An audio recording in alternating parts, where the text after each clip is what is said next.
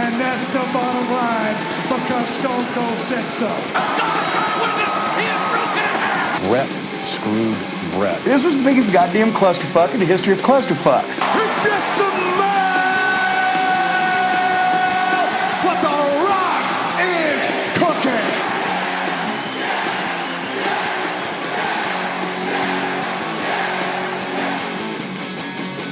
Let's do this! That I am the best on this microphone, in that ring, even at commentary. Nobody can touch me. Brock Lesnar into the cover, hooks the leg, the streak is over. Woo! I kind of want to talk to you a bit about the road to WrestleMania, Callan. Absolutely. It's a very weird place at the moment. Yeah. Me, Callan, and Tim will be doing a round table after. Are you doing that with Tim? I should have asked. I am indeed, yes. Okay, so all three of us will be doing a round table after WrestleMania and NXT Takeover. But as far as Tim is just an insight blog, just a little plug there. But, yeah, sorry, yeah. So if you want to follow Tim's podcast, it's just an insight. And yeah, so yeah, WrestleMania 33. Going into it, are you excited? Are you not excited? To be honest, I'm a bit deflated about it all. It's usually this time of year I'm getting pretty into it and excited, but I'm not. I'm just not really. It's a bit weird. I'm lucky to work with someone who is a massive wrestling fan, and so we met last year and just somehow dropped the ball about that we both like wrestling, and it's just from then on that's all we talk about every day at work. Yeah. Which is great, obviously, but both of us are just like, it's nothing. There's very little I'm really excited about, and I guess the scary kind of what's scary is I think we might see a replica of last year where it was a quite average Mania. Yeah. And the storylines post Mania probably won't mean anything at all.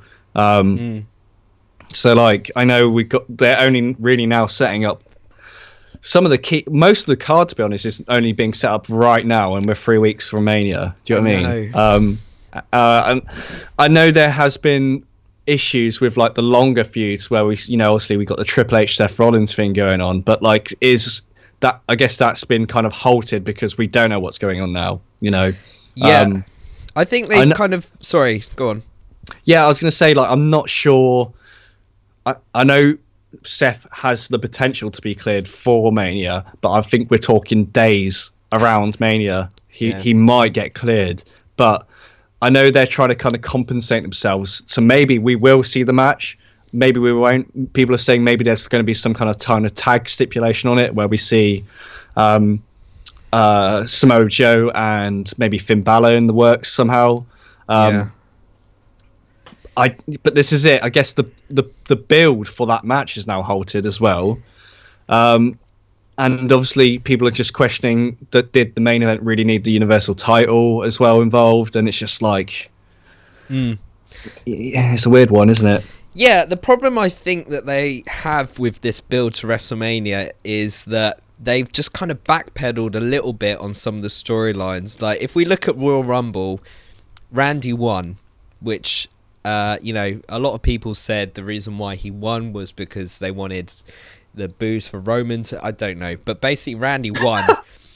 And then he denies his Rumble win by putting it against Bray Wyatt because he's involved with the Wyatt family. So then they do a battle royale that Luke and AJ kind of do a spot where they both lose or both win, and then they have a match, but then Randy wants to get back involved. It was all this backpedaling that did not need to be done. It's just, I feel like they haven't been able to build a lot of the storylines until the last minute. So I don't know really with the SmackDown side of things, because when I watch SmackDown comparatively to Raw, I always SmackDown will end, and I'll be curious to tune in next week. And I feel like they actually have more of a long-term plan in the writing process there. Maybe, I'm not sure, obviously, but like with SmackDown, you'll watch an episode, and how they tend to cap off SmackDown is you'll be curious to tune in next week. I think that's a bit less with Raw. I feel like Raw is more of a show that's just thrown together half an hour before it airs. Yeah. But with SmackDown, I think they have a long-term plan at all times, and I think I'm partial to think that is because after we saw Elimination Chamber, the Talking Smack, Renee was like, "Oh, there we have it. We got the number one contender." And then I think Daniel was like saying, "Oh, but anything can happen," and really ramming that home, and to the point where he had to take his earpiece out. So I think he was being told to shut up at that point. Yeah. So I think they had a long-term plan here. For Randy to back and forth being the number one contender, and I feel like whoever wrote this Road to WrestleMania kind of stuff for SmackDown, he's gone, right, this is what's going to happen, and it's going to be like a 6-week rambled, really strange road to WrestleMania. Not necessarily going to make the most sense in terms of publicizing your biggest pay-per-view of the year, but I think they had an interesting way of kind of telling the story on the SmackDown side. Yeah. So I think this has been their plan, that they wanted Randy to kind of drop in as the main event guy again last minute, but they just wanted to do this really convoluted, weird way to do it this year. Yeah. The problem I kind of have with this whole Randy Bray thing is, I mean, I'm excited for the match, but I'm just wondering, so is Randy the face or is Bray the face? Because I can't really tell. Because he burnt down a man's house. He burnt down a man's house, and people started cheering while this poor man was crying on the floor. It's just a big problem I have with a lot of wrestling at the moment is it might be a bigger problem, but I think that they can't really decipher between faces and heels based on maybe how much fans know on the internet, because like they want reactions for certain people to get them over as faces or get them over as heels. I mean, look at AJ Styles, for example. Like, he's a heel, but everyone loves him. Randy's a heel, I think, but everyone loves him.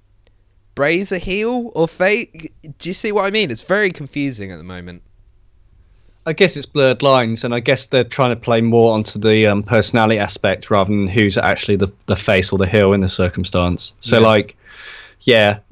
Randy is the guy burning down the house, but his character plays better to that when he's like that, I think. He's a way better heel than a face. But like I guess he's the baby face. It's weird to say that because he's now, he's fought back the oppression of Bray Wyatt, and he's, he doesn't need anyone. And but like, yeah, do you know what? Sometimes wrestling just doesn't make sense, but it's kind of what feels natural. Do you know what I mean? Yeah. So, I mean, I tried to explain this to my girlfriend, and it looked like it was like a dog that's just seen a magic trick. She had no idea what I was talking about, and it felt like I was asking more questions than answering, if you know what I mean. But yeah, so what else do we have? So do you think that's going to be, it's not going to be the main event? No, it won't be. No. Obviously Goldberg, Brock is the main event this year. Quick question for you. How long is this match going? I reckon at most 10 minutes. Really? Yeah, I think they're going to do 10 minutes. So what's going to make it different is the fact they are going to wrestle this time. Mm-hmm. But the reality is Goldberg gets blown up for wrestling for 1 minute. Yeah. Now, do you know what I mean? Like, I honestly feel like it's going to be a 10-minute match. It's going to be a lot of quick offense and the finishers, and that's about it. I can't see it going longer than 10 minutes.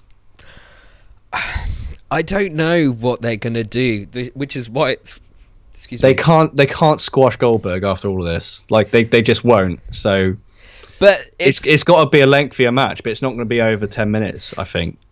I don't know if people want a long Goldberg Brock Lesnar match. I mean, if we think about the last time they were at WrestleMania, it was a shit show, obviously, because both of them were leaving. Now, is Goldberg gonna carry on? Who knows? Maybe not. This is it. I'm more inclined to think we probably won't see Goldberg after this. I mean, no one thought he'd stay this long. No, I reckon this might be his last match. So yeah, he's basically there for the kind of payout, and but like, yeah, I can't see Goldberg sticking around after Mania, and I don't see a reason for him to be there after Mania. So, so you're expecting a 10-minute brawl, and Brock's going over. Yeah, I think that's just almost. It's super predictable. I can't see Lesnar losing. No. And I can't see it being over 10 minutes long. But the thing is that I don't know what they're going to do with Brock after this. I don't know who they're going to put in that main event picture with him. Like, who would Brock drop the title to? I don't know at the moment. If I was to make a guess now, I would love a Brock Samoa Joe match after this. I'd love that as well. I don't know if it makes sense immediately, though, obviously, because with what they're doing with Joe. So no. I mean, is Joe going to even be on the card? I literally have no idea. Yeah, I think people, if there was a one-on-one for Joe, it's probably at this point going to be Sami Zayn, I think, or maybe Finn Balor. But I'm more inclined to think we'll see those guys in a tag match with maybe Seth Rollins, Triple H kind of involved. So I think that's only to protect Seth, to be honest, at this point. So that's if Seth is cleared in the first place. And again, I really don't think we're going to see any kind of announcement till the week of Mania. If not, it's going to be a surprise match at Mania, literally. They should just call it Up in the Air Fest this year's WrestleMania. Yeah. Because the other thing you got to think about is now that they got two brands, they have twice as many titles as they did last year, and they've got to put them all. Well, I guess they don't have to put them all on the card, but you know, you've got two women's belts, you've got two tag team belts, you've got the Intercontinental, US. WWE Championship, Universal Championship. So I feel like, I mean, I don't know how long WrestleMania is going to go for this year, but I don't know. It just feels like a lot of these title matches are going to be quite diluted. I'm not sure we'll see every title defended, I think, this year. I mean, there's teasers everywhere, but we haven't seen. I can't remember the last time I saw American Alpha on SmackDown, so I don't think they'll be doing anything for them. And again, the issue is there is too many titles at the moment. I think we'll see probably about 10, 11 matches at Mania. But again, they're trying to shoehorn everyone for their payday, and I think the women's division's suffering a lot from that. We've seen, obviously on the SmackDown side, we're seeing this multi-man SmackDown Women's Championship match, and then on the Raw side, we're seeing another triple threat women's match. So Nia's not involved with that then? No, and I thought she probably would. Maybe that's going to change literally on Raw on tomorrow, but at the moment, as it stands, it's booked in as a triple threat match. So right. Both with Sasha and Charlotte again, but we just got Bayley instead. So So Bayley's going in as champion, which I just think the better payoff would have been her winning it at WrestleMania. But I mean, I think everyone agrees with you there. I think. I don't know what they're doing. It's like it's the payoff would have been so much better at Mania easily. There's a lot of big question marks I find every week with that storyline, where we see Sasha dynamics within this kind of feud. She's acting like the heel when they're the baby faces. I know they're teasing Sasha to potentially be a heel soon, which I think would benefit her. But at the cost of what's going on with Bayley and Charlotte, it's just a bit weird. Also, like little things like breaking Charlotte's pay-per-view streak at Fastlane under really bad, awful angle circumstances. It's just so many, like, why? I mean, it would have made sense. I think it should have been Bayley 1-on-1 at Mania with Charlotte. And Charlotte dropping the title, her streak, pay-per-view streak ending, and then that would have been the best payoff. But my problem with this whole thing is I mean, obviously they can't do much with having two separate brands, but you know, what does Charlotte do after this? You know, does she go back to a feud with Sasha Banks, or is she, I mean, what's her plan after this? Because it feels like they just have 3 or 4 people rotated around constantly, but they don't have enough people, you know, on the brand for them to have angles with. So I'm just worried about them, you know. This is, I've touched on this quite a bit with Tim, actually. We've talked a lot about how shallow the Raw's women's division is in particular.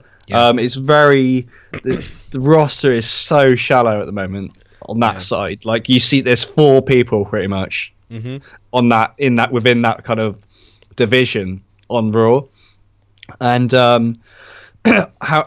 we've seen everyone's fought everyone, and we've seen it already pretty much. It's almost the same with the tag division on the Raw side as well, which is another topic entirely. But the 4 kind of big people within the Raw division on the women's side, you've just seen them fight so many times now, and it's like, what story can they tell that we haven't seen already?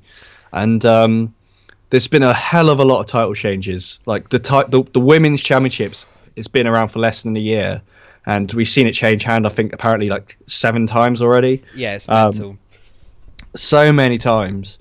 But my big surprise, and someone who I'd like to see kind of be thrown in straight into that title picture, is Emma. Yeah, definitely. Enforcer Emma. I'm kind of glad they kind of have screwed up this whole angle with Emelina, because in the long run, I think Enforcer Emma she was great, and she was one of the 2 that really paved the way for this whole women's revolution to come about. You know, it was her and heel Sasha and whoever else in NXT. They were the workhorses at the time. Yeah, now that you mention that, I mean, I wonder when Paige is coming back after a suspension, or after a operation, a surgery. Is there surgery involved now? Because I know. Well, she had the shoulder surgery, right? Is that? I don't know. Well, I know she was suspended because of an illegal drug potentially found in her system. Yeah.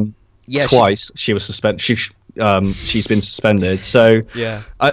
I know her relationship with WWE is a bit up in the air anyway at the moment. So like it's an interesting one, Callan, because she got suspended, then suspended again. They wouldn't let her go out to get her, I think it was her shoulder fixed. So she went to get surgery done through an outside doctor, which is why she's been away for so long, because she's still recovering. So, you know, her relationship with WWE is very, very up in the air at the moment, and with this whole movie thing going on as well, it's even weirder. So she needs to come back at some point as well. So I can't remember if she was put on the Raw brand, but if that's the case, I'd just get Emma. I'd put Emma and oh fucking hell, what's the name called? She was with at NXT. Oh god, what's her name? What's her name? Whoever she is, put them back together. Make them... sorry. Fuck.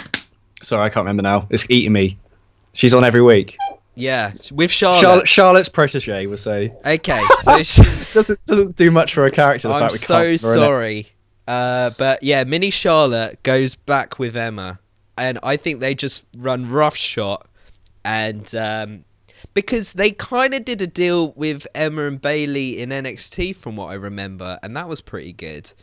But to go back, if you were to say, listen, Mazz, you're a booker man, what are you going to do after WrestleMania? I would do a draft right after, like literally the day after WrestleMania, that Monday Night Raw. You swap everyone around, because I feel like WrestleMania should be the time where a lot of feuds finish, but obviously you can't, for some respects you can't do that. I'd start swapping, talent around, because at the moment, you're right, I think a lot of the time the angles are quite stale because you've seen everyone against each other, you know what I mean? Yeah, I'm not too sold on a brand split the year after we've just had a big draft. I do feel like we should have one like every other year when we finally get to see everyone fight each other. Yeah.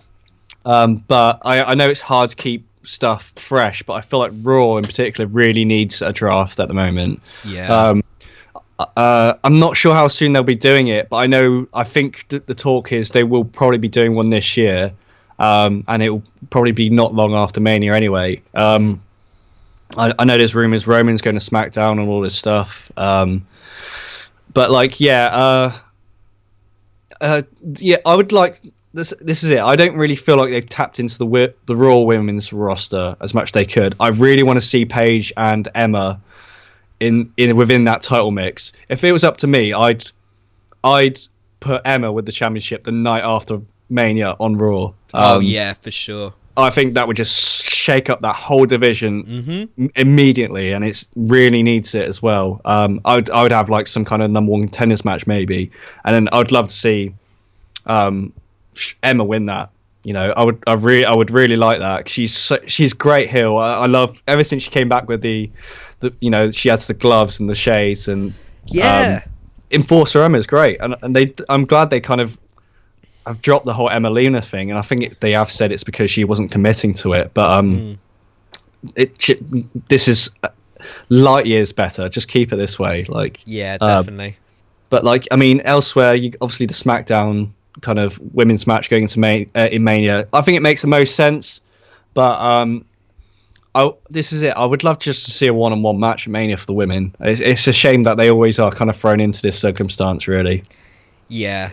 I mean, unfortunately, you have to have those matches. You have to have those rest spots, for lack of better words, because I can see that being the case after, I don't know, Roman and Undertaker or AJ and Shane. I can't believe I just said that those are two matches that are going to happen at WrestleMania. But you have to have those matches, unfortunately. As far as I think the women on SmackDown, I think it seems to be more diverse. I feel like there's more women on the SmackDown roster for some reason. Maybe there is, I can't remember, but it seems like a more diverse roster on the SmackDown side.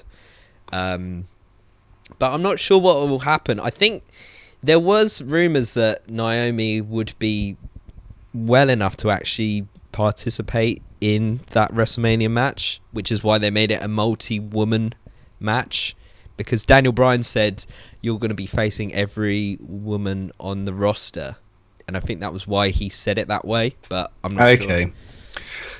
I mean, yeah, like I think I prefer what they're doing on SmackDown with the women, hands down. I feel like what was it? Elimination Chamber? We just had 3 different women's matches on a pay-per-view. Do you know what I mean? That's really impressive in this day and age for WWE.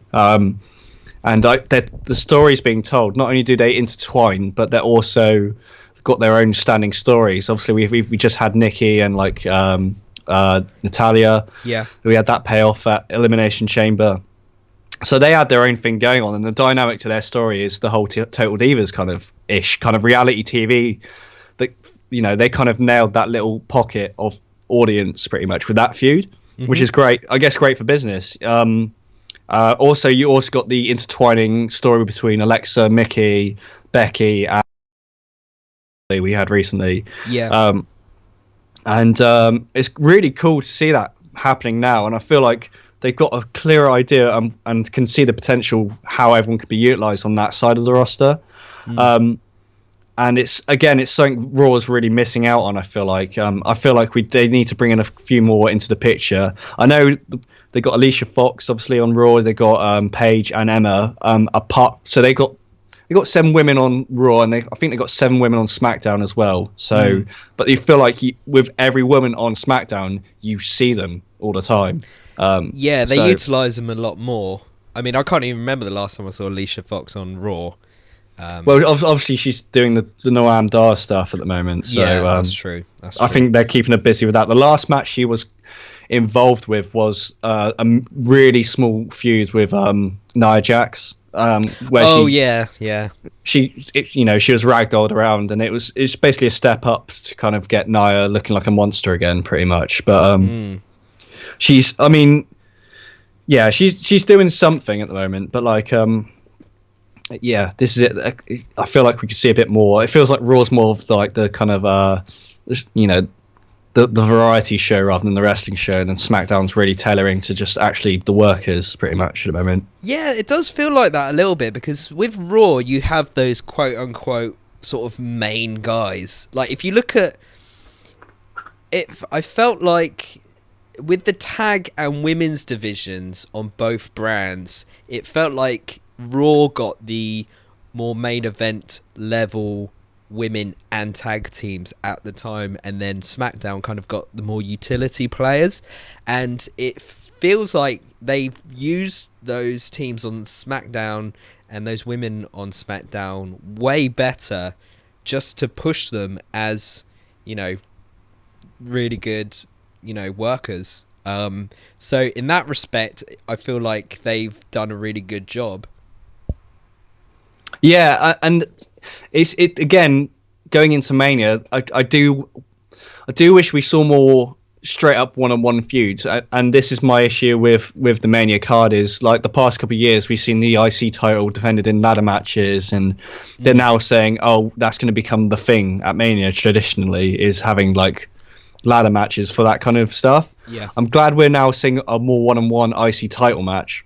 I'm really glad we're seeing that, because it's been a long time. Because WrestleMania 29, we didn't see a match at all on the card. We saw, I think Big E Langston was the IC title champion at the time. I mean, he wasn't on the card. Oh yeah. The year before that, we saw that awkward Cody Rhodes Big Show Intercontinental match. Yeah. So there hasn't really been a good defining match, but like I reckon Baron Corbin and Dean Ambrose is going to be a surprise at Mania. I think I've loved what they've been doing with big old Banter Corbin himself. Yeah. I've really enjoyed what they're doing with him. He's great. I love him. Yeah, and they're really building a nice story there for him. Yeah. I think what might suffer now is there's talk that the cruiserweights are just going to be thrown into like a ladder match instead this year.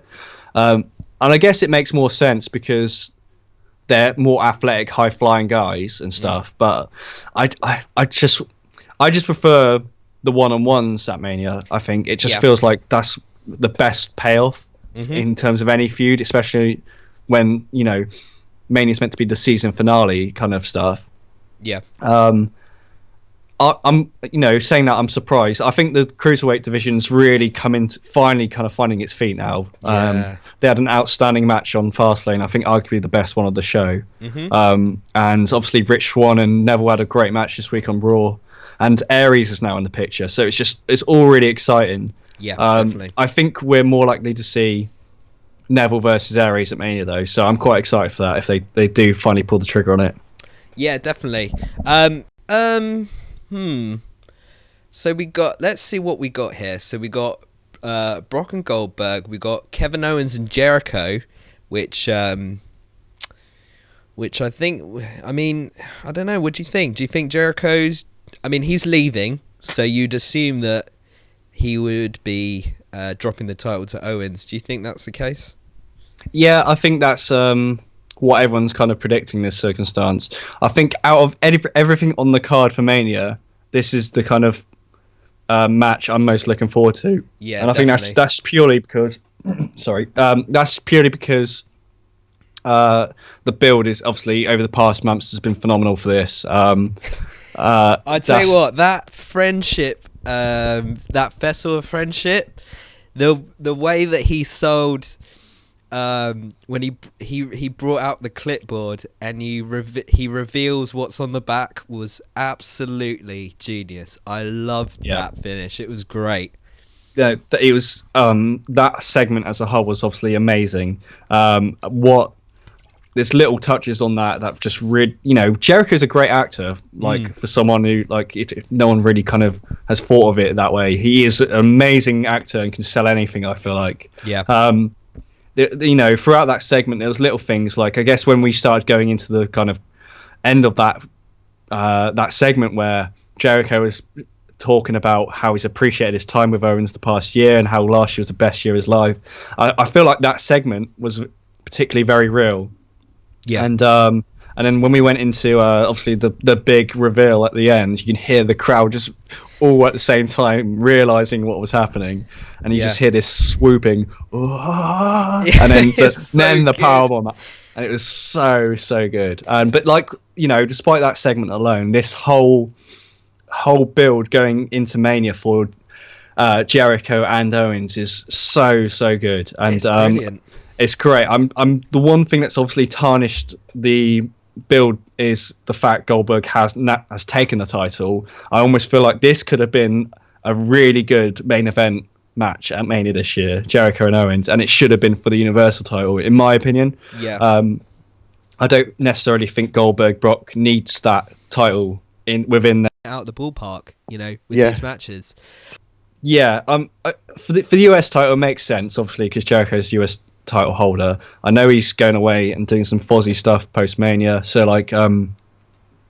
he's most likely going to be dropping the title to Owens at the pay-per-view, and I'm not sure what they'll do with Owens following this, but it sounds like they're going to be setting up this stable potentially. So I think that's what's going to happen anyway going into that. I think it's going to be the match of the night. I think as far as just just an angle standpoint, a wrestling standpoint, it's funny because the US title just doesn't mean anything in this. It's almost like it's right at the back of the. Oh, by the way, the US title's on the line, and you're like, oh yeah, he's got the title, hasn't he? Which is a shame because that title after Cena lost it is just fallen off the face of the earth as far as it's Yeah. So when I feel like the one little moment of time where it felt like it meant something again was when we saw Rusev versus Roman at the end of last year. Yeah. And I felt like that kind of title started to mean something again. And I think it was only because I saw the potential in Rusev holding that title again. Yeah. And then following that, I guess it just in the past few months it's really suffered when it was on Roman because Roman was not doing anything with it. He was the champion, but he was in the main event scene for the world title at the same time. So it just made very little sense to have Roman holding that, especially when he's doing nothing with it, and it's just pretty much a prop for him at that point. Yeah. So it's suffered the past few months, and if Owens and Jericho wasn't going to happen, I think Jericho going in as US champion would have made sense. Let's say that this friendship angle wasn't happening for the past few months. I reckon Jericho could have made something of the US title. Yeah, but again, kind of like what Cena did. Yeah, honestly, he's a workhorse in the ring. So I feel like he could have had some really stellar matches and one-on-one kind of opponents going into Mania. And my predictions would have been he would have probably dropped it to Sami Zayn. So I guess in this circumstance the story's so strong, sadly the title itself is put to the back of it. Yeah. So it's a shame, but I do feel like this will potentially be match of the night, I reckon, and it's the one I'm most looking forward to anyway. Yeah, me too. What else have we got? We've got so we might have Seth and Triple H. We'll see what happens with it. Let's say Seth can't make it. Let's say for some reason, his rehabilitation isn't doing that well, and he's off the card. Obviously, the Berry Man, he's gonna have to have a match. Who's he gonna have? Because they can't really build anything, really, can they? This is it. So this whole angle, I think that what they're going to have to do, and it's only because they've been put up against the wall with this, is they're going to have some kind of surprise match, I think, if Seth isn't there. What I do think, though, is we're probably going to see Seth have a segment regardless. So obviously they're teasing the fact if you show up at Mania, it'll be your last moments alive and all this stuff. So I reckon what we will see is Seth probably having a segment regardless with Triple H, and he might have a representative. My kind of vibe is we might see a surprise match between Finn Balor and Triple H, maybe. Yeah. Because Finn has Finn's returned this weekend to wrestling, so I know he's doing the live events as we speak. He might be on Raw this week, but I'm not sure. I feel like almost they should keep it a little secret if they're gonna. There might be more payout now if they kind of do a surprise match with him. If Seth is capable of wrestling, who's to say it's going to be a good match, because he's going to be coming straight off the back of healing up, you know. So I'm more inclined to think that they might do a tag match with Samoa Joe, Triple H in one corner and Seth and Finn in the other. And I think that's only to take the pressure off Seth. I'm not sure, again, if they do that and if it makes the most sense, but I feel like it's something they might do, especially if they're now potentially setting up a stable, is to kind of tease Joe and Triple H in the same corner together now. So yeah, I think you're right there. I think that would make the most sense if you want to get Joe and Zayn on the card without having their own separate match. And if, let's say, Seth can't make it, I mean, if Balor's not on the bill for WrestleMania, I would not bring him back until after, because it would just be completely pointless for him to debut and then not be on the card.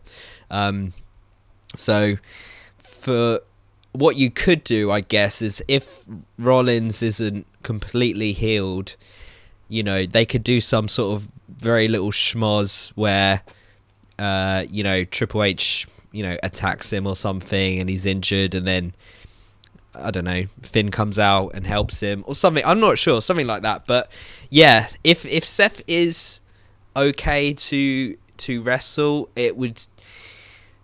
The problem with this whole feud is that they've had it's been building since what, August last year, and they've done nothing for months until the last couple months before WrestleMania. Yeah, I guess when we were going into because it started. It was when he gave he pedigreed him, didn't he? At what pay-per-view was it? Was it? It was the night after. Oh no! Yeah, I think it was. Yeah, because Finn won the title right against Seth, and then the night after Raw. Yeah. That's right. That must have been it. SummerSlam was Seth versus Finn, and then the night after is when we saw the number one contender match. Was it that maybe the night after or the following week? I'm not sure, but like they announced Finn dropping the title, and then going into the main event we saw Roman, Owens, Seth, and Big Cass in the world title match, didn't they? Yeah. The Universal title match. Sorry, and then we saw.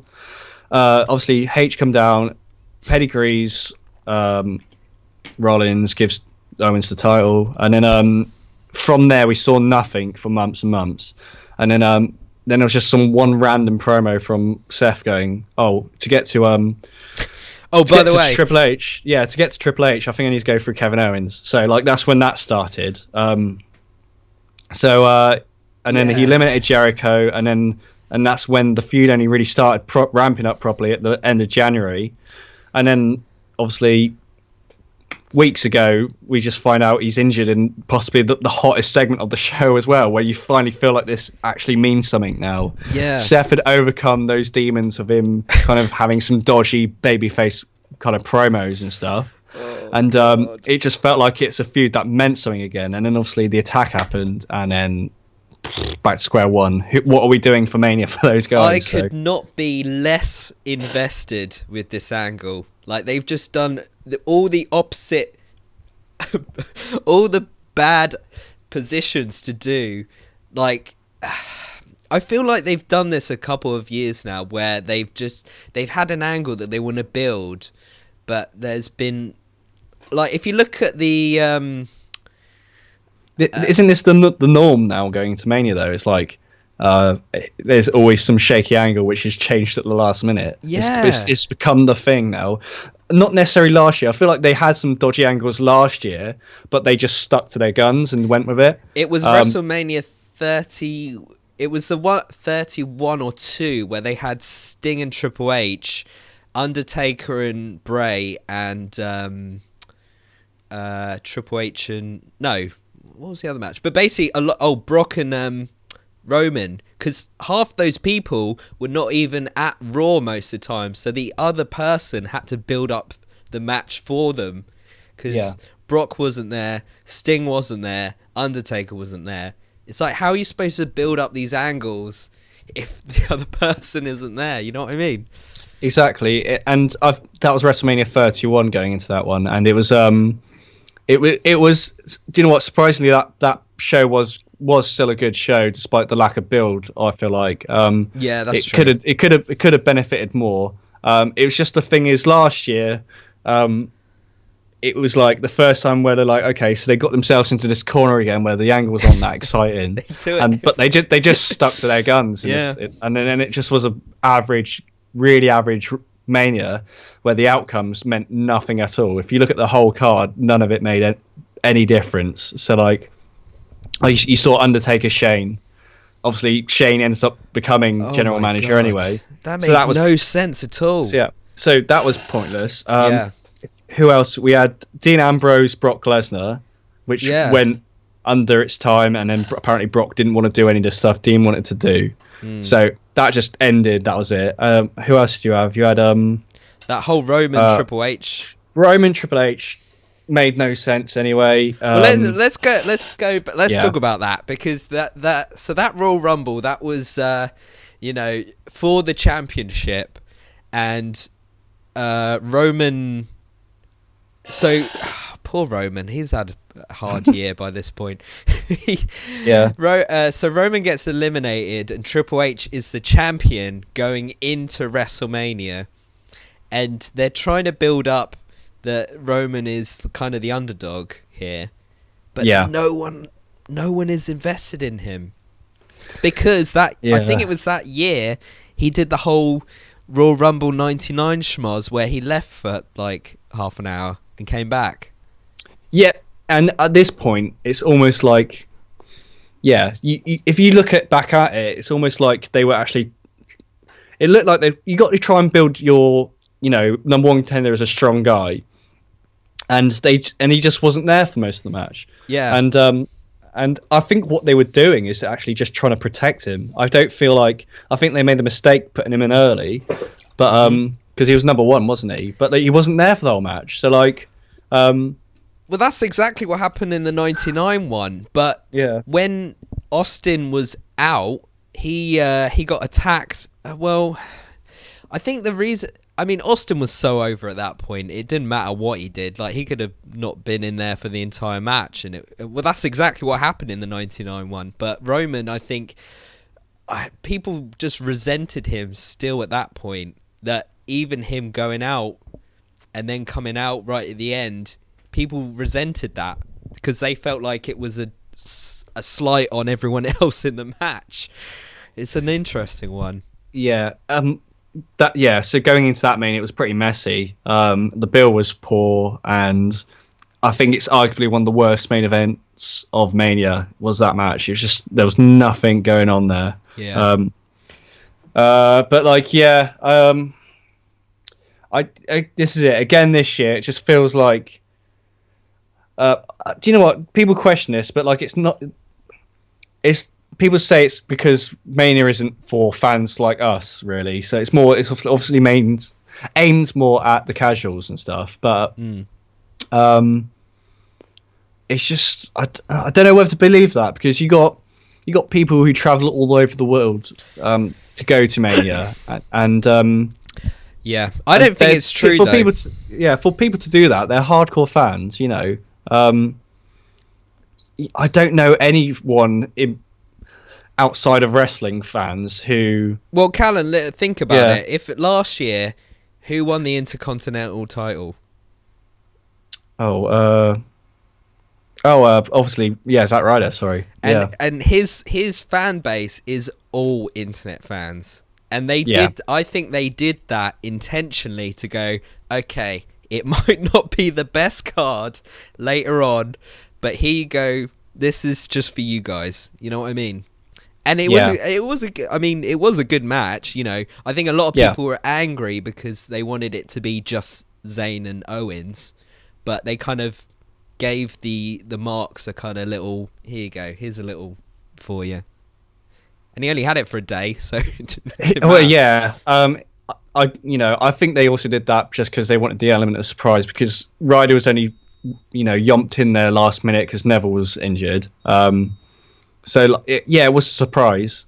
But it's just, I wish I could be more excited going into this Mania, but it's all a bit up in the air, and we're literally 3 weeks away, and there's still a lot of question marks on the card itself. So, following this week's Raw and SmackDown, hopefully we have a clearer picture. But there's not much I'm too excited for. I think there's some missed opportunities, and I think we would, the teased John Cena Undertaker match. I think that would have potentially been a great idea, to be honest. God knows why they're giving this to Roman. I guess because they need something for him that's big. But that's gonna be a weird one as well. It's gonna be weird because, I mean, the only benefit I feel to come out of this is if he turns. He has to turn, because, I mean, if they're expecting him to go over with this match, it's impossible. No one's going to boo the Undertaker, so this has to be when he turns. I mean, to be honest, like, if it's not Undertaker, I mean, who'd you put him with? I don't know. Yeah, that's true. And again, I think this is another issue: is the Raw side. Everyone's fought everyone at this point, so like it's hard to kind of have a unique build going into Mania. Do you know what, Roman and Braun, I thought might have had a good match at Mania if they kind of reserved that. That I think that might have made a bit more sense. But at this point, it's just like, I guess it makes sense to put Roman in that spot, but like I think they could have just had such a much more bigger match and story to be told with probably John Cena and Undertaker. Yeah. And obviously, there's talk about Undertaker winning the Rumble, and then he could go in as number one contender. That hot new star, the Undertaker. Yeah. Well, this is it. Like, let's say it was weird because they just plonked Undertaker on the Raw side of things in the past few months. I thought he was going to be a SmackDown dude by the looks of things. He did that special episode, didn't he, a few months back, before Survivor Series. So I thought, okay, they're going to keep him on SmackDown. He's going to win the Rumble, and he's going to take on John Cena.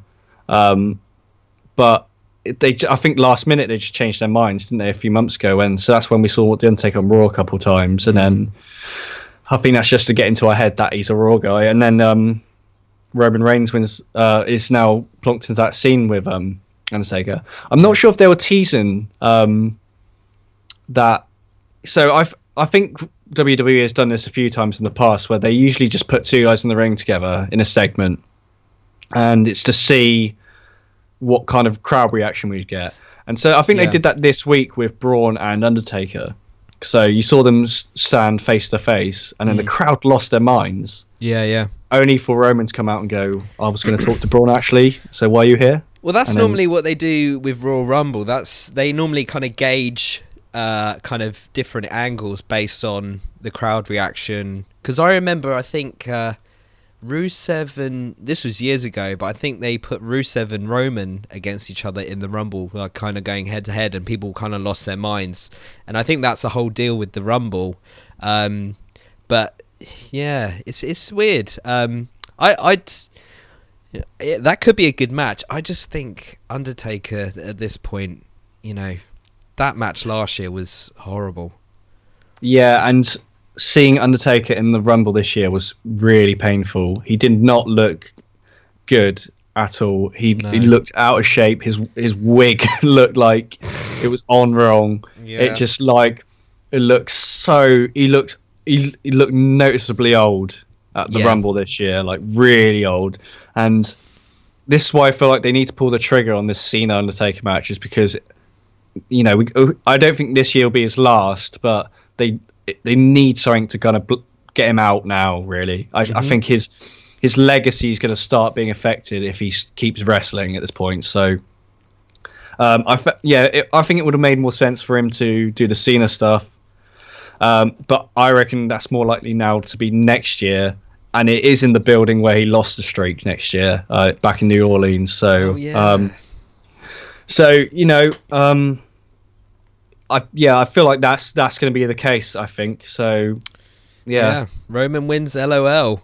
Here we go. I think Undertaker's going to win this year, but it would not surprise me if Roman somehow beats the Undertaker. So, if he's going to beat the Undertaker, he has to go heel. Yeah, full definitely, heel. Definitely. If they expect him to get the babyface pop for beating the Undertaker, it's just not going to happen. No. No. So yeah. So that'll be.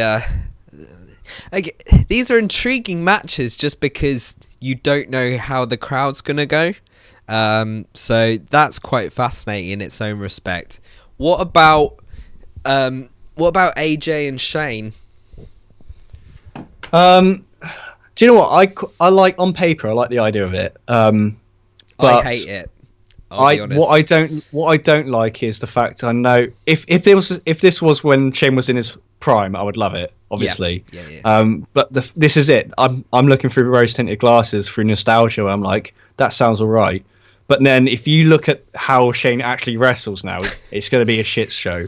It's just going to be a shit show. I remember watching that Survivor Series match with my girlfriend, and when Shane got in and did those fucking punches, she was like, I can't believe anyone believes this is real. And I kind of had to put my head down. It was so embarrassing. No one knows how to sell those punches. Like, how do you sell them? No one looks good off the back of them. Like, you can try everything, but it just looks they look awful. And I got to give credit to Shane where he's still pulling off the big spots and trying to wrestle like he's a youngster. Dude, that spot when he gets speared was horrible.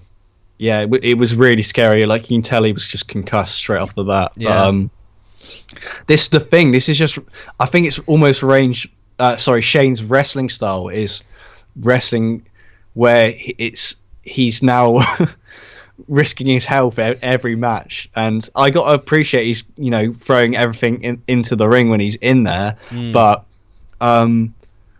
it's just almost like I'm worried for his health every match he's involved with. I reckon at Mania he's going to do another stupid spot where he's going to risk his life. He's going to have to. Unfortunately, he's expected to now, isn't he? Yeah, it's going to happen. He's going to. They're going to jump off the Titantron or something stupid. But do you know what? I think it's the only way Shane can get through these matches now is to have just the big OMG moment, and then that's so sad that's the only way he can have a good wrestling match now. But yeah, I mean, I don't know what. I don't think the match will be that good. I hope it's not. I want it to be a long match, but I don't think it's going to be a long match. I do not want it to be a long match. I think this match should go like 5 minutes. I mean, let's look at it on a let's look at it in a real life standpoint. You've got AJ Styles, who is a wrestler, against Shane, who is the son of Vince, who's not a wrestler. This should not go as long as I think people are expecting it should. I mean, that Undertaker match went nearly an hour. Why? Yeah. Why did it go that long? That was a struggle. You see, Shane was really struggling in that one. He was blown up. He was so blown out. Yeah. Within minutes, he was blown out, and it's just like, oh my god, that was a struggle. Yeah. But if there's someone who can get a good match out of Shane, it is AJ. Yes. I'm interested in a dynamic against them too, but I don't think it'll be a good match. You know. Yeah. Do you know what it feels like when we were building into Shane Undertaker last year, where it was what blew everyone's mind was it was so out of nowhere, and what made it even more interesting was how does Shane hold up now?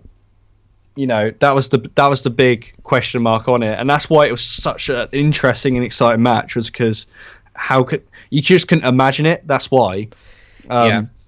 And I almost feel like it's going to be like this with AJ again, is because I just can't see how Shane's going to wrestle AJ. So I have no idea. We'll have to see. We really will have to see. But yeah, but it's going to be weird because AJ's going to be over. He's going to be cheered, and then Shane's going to be booed. So does this mean that does Shane become like a heel? Or afterwards, you know, like a heel authority figure, or I'm not sure. It's always really hard to book authority figures into matches. I think, like, I know,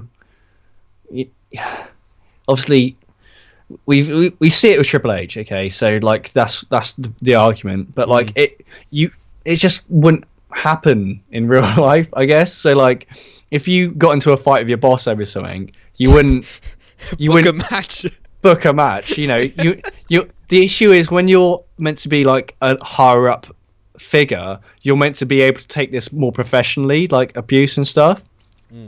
But you could argue, obviously, Shane's a wrestler.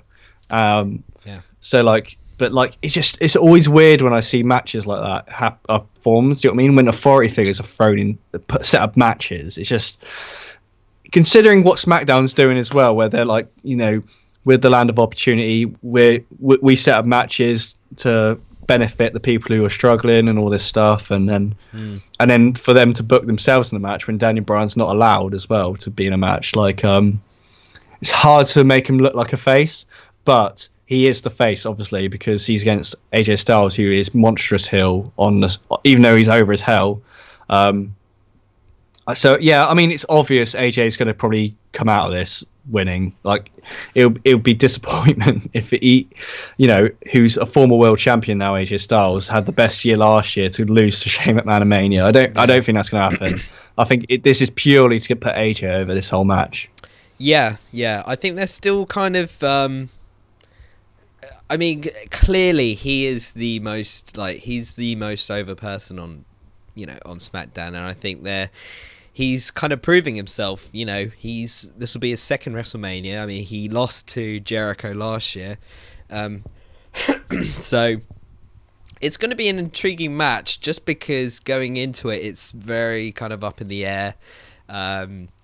Shane's had good matches. I mean, I'm not disputing that. He has had good matches, so it's gonna be an interesting one.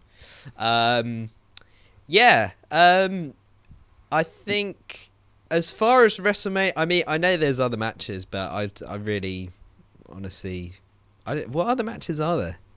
I think the only ones we're missing is really the tag division on Raw.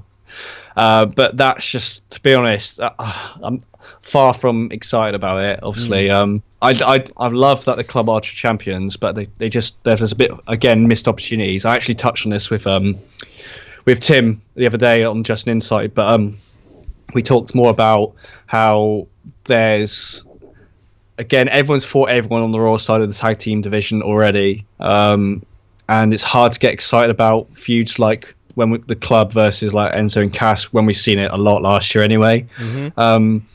Obviously the club's booking over the past year has been a big factor on the fact they're not as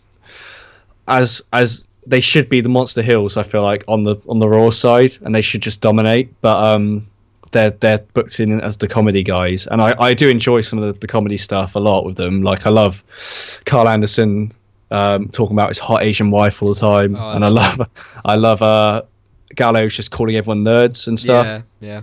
It's all great, but like I just feel like they could really put them in a position where they just dominate everyone and are the Monster Hill tag champs. But that opportunity is kind of gone. I'm glad they pulled the trigger on them now, but it's just almost like, what else can you do within that division? So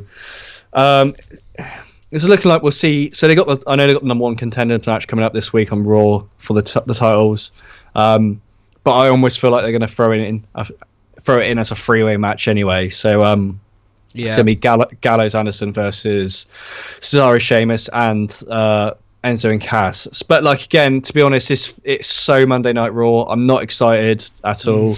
On the other aspect of Raw, I think might see Jinder Rusev now, but I ain't fussed for that. Big Show. I would rather see Big Show Rusev, to be honest, and let them have a proper match, because what they did on Fastlane was dog shit. Oh my god, it was so funny watching that. It was like, so I went over this with Tim again, but we pretty much summed up Fastlane as Sunday Night Raw, pretty much. It was just so weird. They just phoned it in. So they basically said, all right, listen, you're not going to get a long main event. We have to fill up the time. Here's Big Show. Yeah, and to be honest, I think it would have been better, but the fact both of them pretty much jobbed out was a bit naff, really. And it's little things that annoyed me in that match where we saw Rusev trying to knock over Big Show, and he's like, just, he's stumbling and he can't get knocked over. He's a giant. But like, Rusev's a big dude. He's not like James Ellsworth trying to knock over Big Show. Do you know what I mean? He can do it. He's strong enough. Yeah. And then the ending just looked made. This is it. I guess it's just Big Show's finish. Obviously, his knockout punch. Yeah, what was that about? I thought he was going to do a Bronco Buster. I don't know. It just looked so bad. Yeah. His KO punch looked bad anyway, but like, he just sat in the corner and he just like taps him on the face, and then that's it. And it just really buries Rusev. I know Big Show's in the best shape he's ever been, arguably, and he'd had the potential Shaq match on the cards. If Shaq and Show have that match, I want Rusev to come out in that tank that he went in WrestleMania and just fucking obliterate everyone. You're right. They seem to have buried him in that segment, and I don't know why. He's a great talker. He's a great wrestler. I mean, I don't know what the deal is. Maybe him and Jinder. Well, I thought they were a tag team, but I guess not anymore. But it's a shame. It's it. They just broke him up for no reason, pretty much. But I mean, to be honest, there's nothing going on there, so no one cares, to be honest. But I do prefer Rusev as a singles guy, and I feel like he could be the biggest heel on the roster easily if they just booked him perfectly, and they have done before. So he's a great talker. When he wants to be funny, he's great, and I do like him as this incarnation of handsome Rusev. He looks even more handsome with his haircut. Absolutely.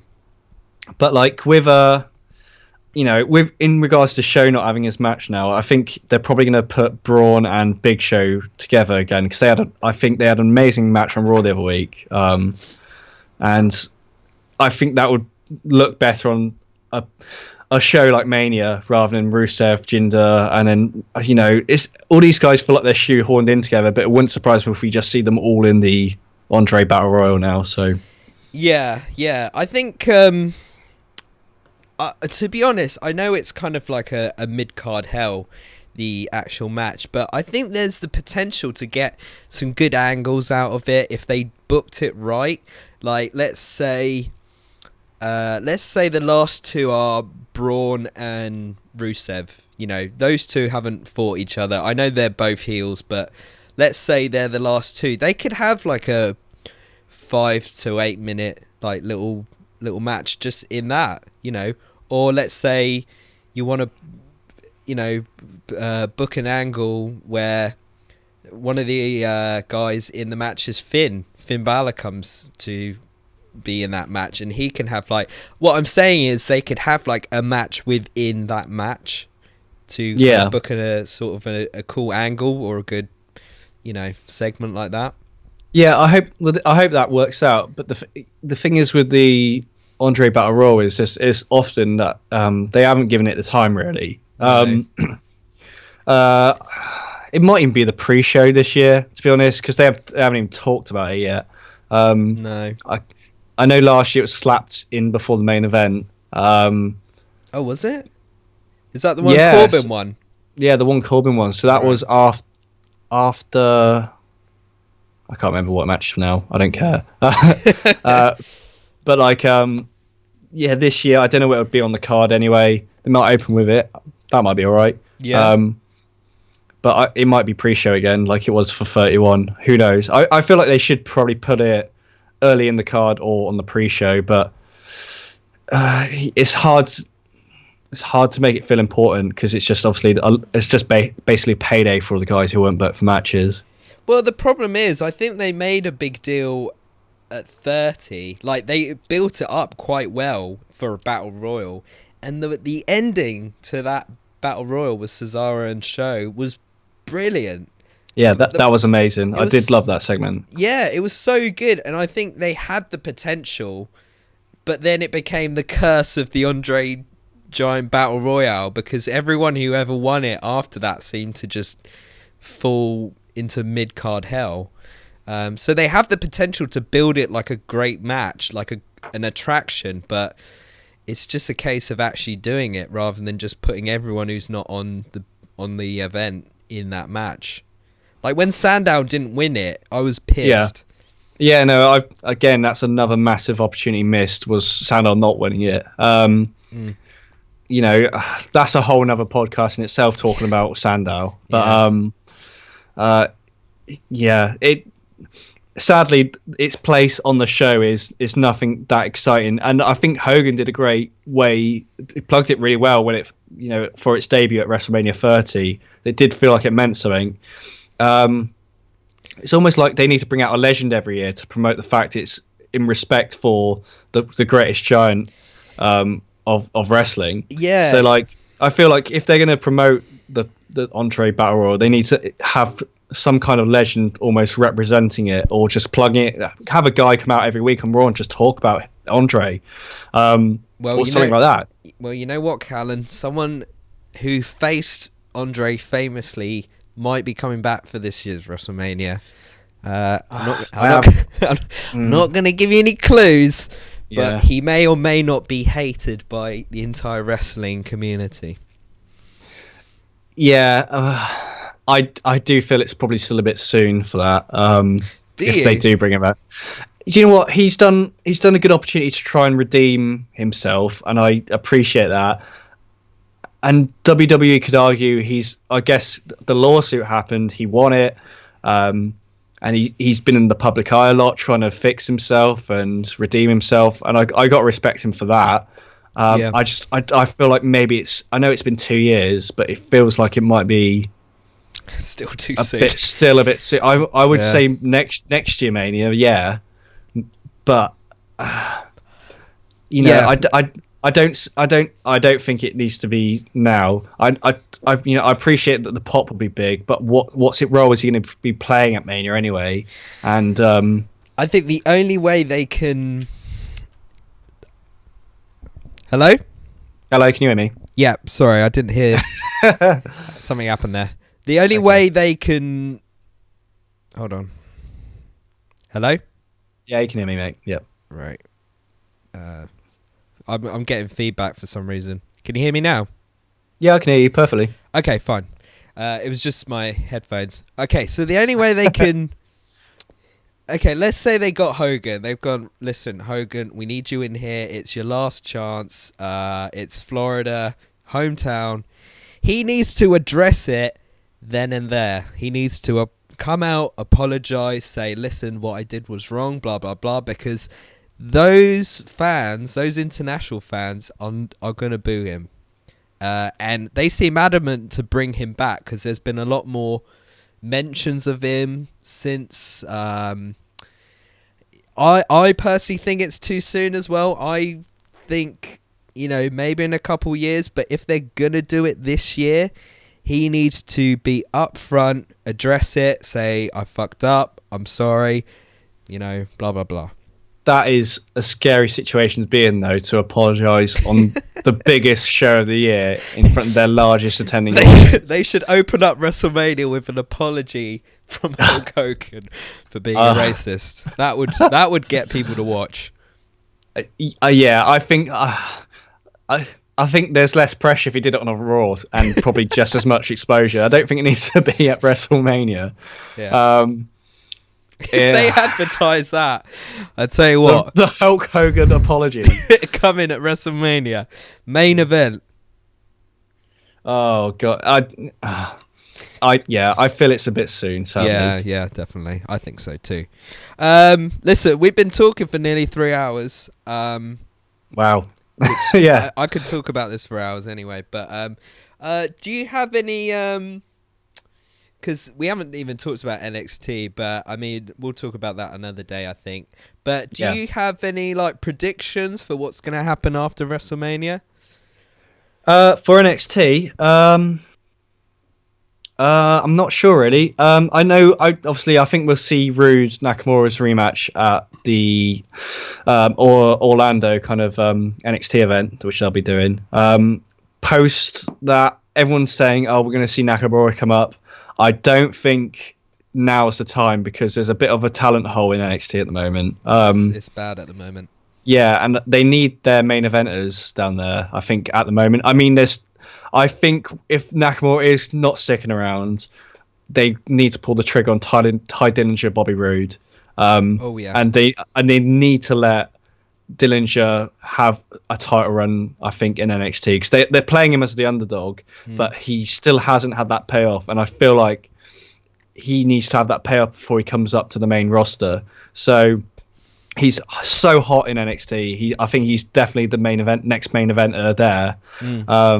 He needs to definitely have a title run. If it's short, fair enough, but I feel like he needs to have that underdog title run and beat Rude, who's like obviously amazing within NXT at the moment. It's a shame that division's suffering a bit. It's starting to look a bit more promising because you got Tommy End coming up as Aleister Black, and we got Cassius Ohno back there, but so there's potential for the main event scene there. You know, they got Asuka, Ember Moon booked in, which I think's the match up that makes the most sense within the women's division there. Again, that's suffering slightly, even though I am enjoying it. So that should be interesting. The issue, you know, they're bringing up all these guys at the moment, but got nothing for them. So I really feel like there's no rush to kind of bring up everyone at the moment. I know they're ready, they're 100% ready, but I don't think there's nothing there for them right now. So maybe bring up someone after Mania. If Nakamura's coming up, I reckon he should probably turn up on Raw after Mania or SmackDown after Mania, wherever he goes. Yeah, definitely. Probably SmackDown. If Joe's on Raw, they'll probably put Nakamura on SmackDown. But then we do have a brand split in a few months again, I reckon. So like a draft, they might bring up an NXT talent again, like they did last year. Where they had the rules to bring up 3 NXT's talents. But like, I don't know really. Post Mania, I don't know what they're going to do in NXT. I just feel like they don't need to be in a hurry to bring up anyone. Nakamura should probably stay down there, but I feel like maybe there's not much else there for him. So it's a bit of a question mark, really, isn't it? Yeah. I think that... I think Nakamura will come up to the main roster, definitely. What I'd like to see for NXT TakeOver, because obviously you're going to have the rematch between Nakamura and Rude, and obviously Asuka and Ember Moon, which I think is an opportunity for them to steal the show. I think it's going to be a great match. I think Asuka will... I think she might stay in NXT for a while because their women's division is kind of lacking a little bit. The other thing a lot of people have kind of forgotten about is Hideo Itami's back, And Oh, is he? yeah, he returned back not too long ago. And my guilty pleasure I'd love to see Itami and Nakamura, but Oh God. at that NXT takeover. But what I think we're gonna have, for the title, it will probably be the rematch, and then I think Itami should have a match, probably against I don't know, probably Roddy Strong maybe, or well, I'm not sure. They're kind of building him up as a heel, so maybe Almas, maybe. I think that would make more sense.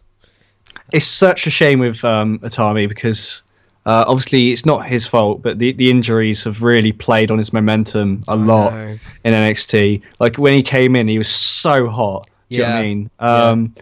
And I think before he got injured the first time, he was in that number one contenders kind of thing, 4-way, wasn't he? And then got just injured before that. Which wrote him off. And you know, I think there was potential there for him to be the number one contender, especially to solidify him as that guy, new main eventer within NXT. And then obviously he came back, and before he could do anything, he's injured again, just in a shoddy little house show. You know, I know they're trying to train up their new guys, but sometimes it's a risk for them to plonk performance center talent into matches for NXT live shows, because that's what essentially happened there. And then you know, I really hope they can get the steam behind him again, and because he can definitely hold his weight in that main event picture in NXT. And he hasn't proven himself yet. He needs to, and I feel like I think if they're going to run with, let's say Nakamura doesn't come up to the roster, and then they move on the title picture to Ty Dillinger and Bobby Roode, a great undercard match would be Nakamura and Hideo Itami, and I think that would really put NXT in a great place again as well if they did that. So because they need to build up that NXT takeover card, and they need a match like that, definitely. I don't think we'll see that happen at this NXT takeover, but I feel like that will probably be the next one if Nakamura isn't already on the main roster. So if not, the thing is with NXT anyway, they tend to have these big matches on just the normal NXT tapings anyway, so we may see it anyway, but I just feel like it would benefit better on the bigger stage anyway. So one of the predictions I made last week with Lee was that I thought that Drew Galloway would be signed to NXT and be seen at NXT TakeOver, much like Rude was last WrestleMania. Do you think that'll be the case, or do you think Galloway's going to go somewhere else? I think it's quite well rumoured that we'll probably see Galloway back in WWE. I actually hadn't thought about him going to NXT. I would assume he would probably end up on SmackDown or something. But I would really like him. It might be a great idea and a great place to put him into NXT first. Because again, the card's suffering a bit. It depends. I guess I think this all depends if Nakamura is going to the main roster, because then there will be a big hole in the main event picture there. And Galloway is someone I think who has definitely proven himself outside of WWE that he can be the main event guy and he can be an asset to the company. So I feel like I would love to see Galloway in the main event picture straight off the bat if he was going to NXT.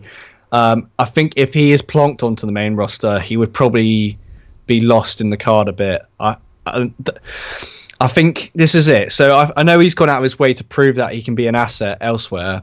But my concern is there anything for him immediately on the main roster? And do they have to? I don't know if he'd necessarily be snapped up straight away by WWE. My gut feeling is now he would probably go on the indies a bit, maybe to Ring of Honor, maybe to, I don't think he'd do much in Japan. But that's my feeling for him anyway at the moment. Yeah. Well, I guess we'll see at WrestleMania what happens. I think there's a lot of open ends to what's going to happen with a lot of different people. I am excited, about it all. I think it's going to be... I mean, I'll be honest, I'm always excited for WrestleMania. It doesn't matter what happens.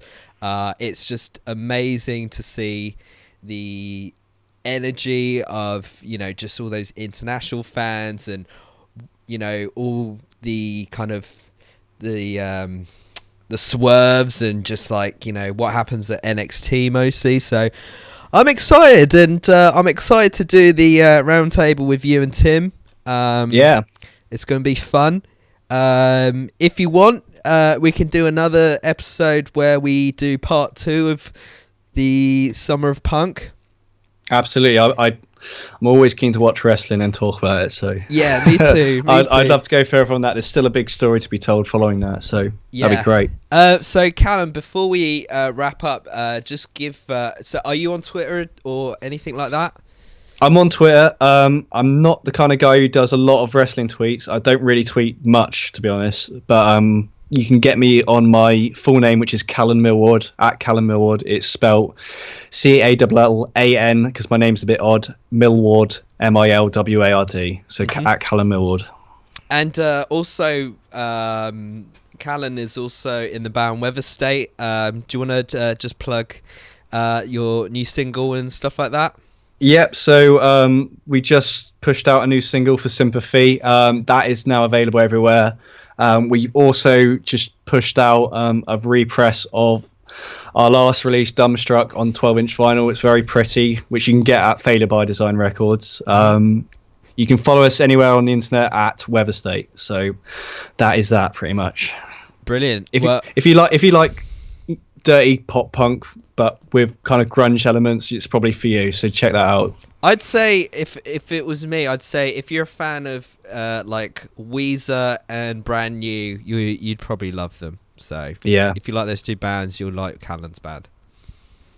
Wicked. Thanks again for that, Mazz. That's no really good. No, don't worry, that was awesome. Yeah, it's just I just love talking to people about wrestling, because it's funny, I have a friend at work who's into wrestling as well.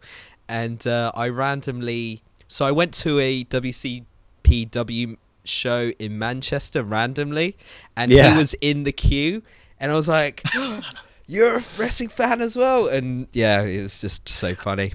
I tell you what's really interesting is the guy I work with is off the grid, so like he knows nothing about what's going on in the internet community, but he's the biggest mark. Wow. So he basically, where he lives, the internet's so poor, he just doesn't get it because it's just the signal's so shit. Yeah. So the only time he watches wrestling is with his brother every week or something. Mm-hmm. So he goes around and watches all the wrestling within the wink. He doesn't see any news on the internet. He just watches what's on the TV, and then he hears about rumors here and there. But like, it's really interesting when I'll go to work and I'm the guy who has to tell him all this stuff pretty much. So yeah. it's actually surprisingly really exciting. Like, so we can just gas all the time. Yeah. So yeah, no, I mean, it's great, always great when you just find someone you can just chat absolute hours with for talking about wrestling. But it's a bit of a weird one with him. I find it funny when I mark out in public when I meet other wrestling fans. Like, for instance, I went to a music festival last year that Tim was at, and there was a couple of other people from our Facebook group there, and I was pretty drunk with someone from that group, and there was a kid wearing a Kevin Owens t-shirt there, and I was like, oh, come on, too sweet me, brother. And I did this poor guy had no idea what was going on, and I was like, I was dropping just like insider terms to people that didn't understand. It was so funny. It's great. Yeah, there's a kid who gets the bus every day when I go to work, and he's always wearing a Dean Ambrose hoodie, and I'm like, yeah, obviously you can never initiate that conversation unless I was just happen to be wearing a wrestling shirt or something. You like slowly and I'd reveal look so your wrestling weird. t-shirt. I'll be looked so weird on the bus, just going up to someone going, yeah, nice. I'd be like, what is wrong with this guy? But like, yeah. Yeah, it's funny when you meet other wrestling fans, and it's like you have to kind of, because the way I did it was I said, oh, do you like listen to wrestling podcasts, for example? And he showed me his list, and he was just telling me like he loves the Jim Cornette experience and stuff like that. Oh, fucking hell. Yeah, and I'll be honest, I'm not the biggest fan of Jim, but like, yeah, he loves that kind of stuff. So it's funny to just, I love it. Yeah. No, man. Again, this has been great. So keep me in the loop if you want to smash part 2 of the Summer of Punk and stuff. Yeah, absolutely. Like I said, we got a lot to get through with that guy and his up and down career before he left. So thanks again, Callan. I'll be talking to you at some point. Have a good rest of the day, man. Yeah, cheers, man. Thanks again. Appreciate it a lot. Yeah, cheers, all right, mate. Catch you soon, mate. See you later. Bye-bye.